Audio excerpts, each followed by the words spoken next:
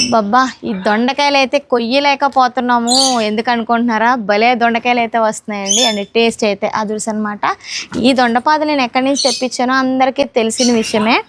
ఎక్కడి నుంచి తెప్పించాను అనేది మళ్ళీ ఒకసారి చెప్తాను. అది ఎక్కడి నుంచి అంటే శశి గార్డెన్స్ నుంచి తెప్పించుకున్నానండి. ప్రతి ఒక్క దొండ మొక్క అస్సలు ఎంత స్ట్రాంగ్గా ఉందో, మంచి కాపు అయితే ఇస్తుంది మనకి. చాలా లేతగా ఉండేటప్పుడు ఈ దొండకాయలు కానీ మనం ఫ్రై చేసుకున్న, కర్రీ చేసుకున్న, ఇట్టే కర్రీ సింపుల్గా అయిపోతుంది అనమాట. ఇవన్నీ కోసి చక్కగా వారంలో 2 రోజులు అయితే కూర చేస్తున్నాను.